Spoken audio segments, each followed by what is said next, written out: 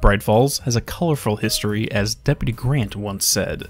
Sheriff Breaker acknowledged that the town could get weird at times, and retired FBC agent Frank Breaker, along with the Night Springs group, are shown to deal with the quirks of Bright Falls.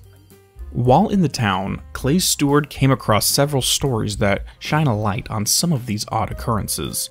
Some are known to us, some are new. During his investigation, Clay spent some time in Agent Nightingale's room at the Majestic.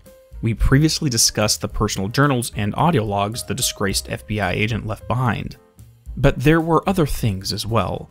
Namely, an article written by a James Alford called A History of Oddities in Bright Falls.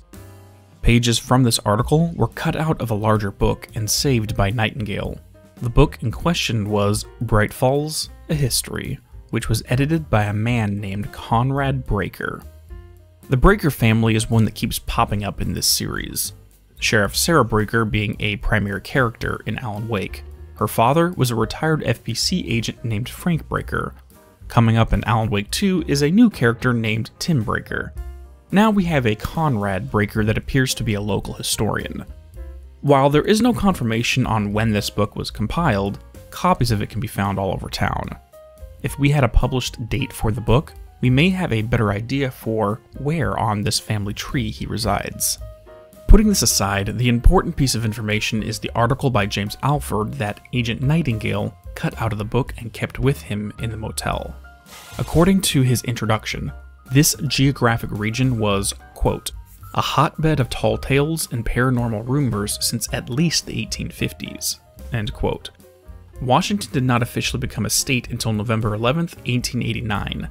Some of these stories originated to a time when the Bright Falls region was, quote, a mountain community of native tribes, mingled with white American fur trappers and hunters who had ventured west into the Washington Territory, end quote. Before Bright Falls became an official settlement, it was a nameless trading post. There is no record of when it took on the name. However, in 1878, the Bright Falls coal mine opened. The small town developed to provide housing and entertainment for the miners. Soon after this, the town developed into a more permanent settlement through the efforts of a man named Hubert Biltmore. He opened up a hotel, saloon, and a post office along with his business associate Amos Gunderson. A monument to the two can still be seen in the town park during the events of the game. Over the course of this history, mysterious events occurred around the region. As mentioned, these stories were recorded up to 30 years before the coal mine was even formed. Probably even earlier, but records don't go back that far. Some of them may play a role in the stories detailed in James Alford's article. I'll be discussing and expanding upon each of them in a subsequent video, but for now let's focus on the first one, which has a link to the history of Bright Falls. That is the time-honored and traditional case of Bigfoot. This one seems to predate the presence of American settlers. According to Alford's article, tribal legends from the Lummi people described the 8 men which they refer to as Sasquatch. After doing some research, the native Lummi tribe, originally known as Lakhtamish, occupied portions of Washington state along the Puget Sound and surrounding mountain areas. This is an inlet from the Pacific Ocean.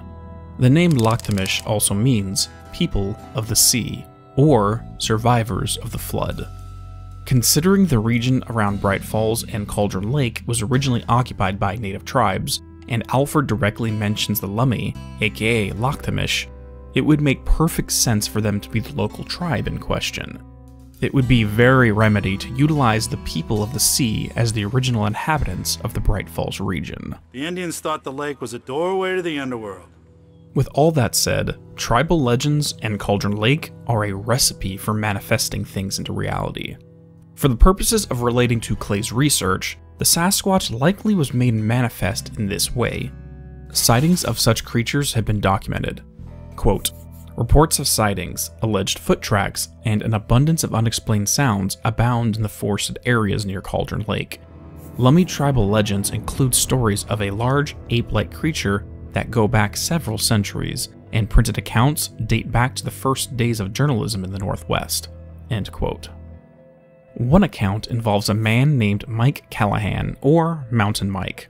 After trapping in the region around Washington and Oregon for over 2 decades, He was considered a level-headed guy who had seen everything the forest had to offer.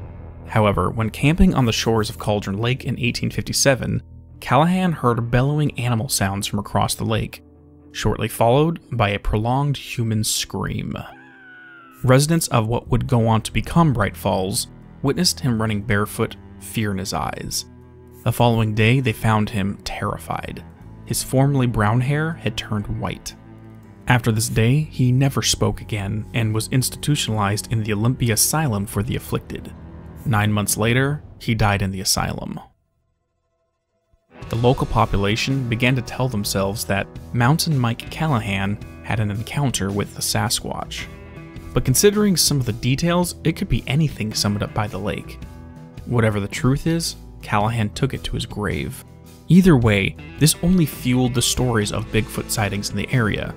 Urban legends mixed with Cauldron Lake. Who knows what may have come out of a mixture of the Lochtimish legends and the Callahan incident.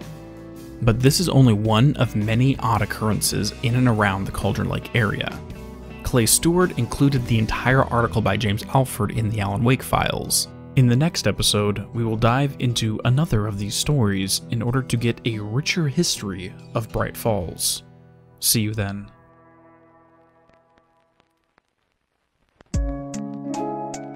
Thank you all for watching. If you enjoyed, please drop a like and subscribe to receive updates on future uploads.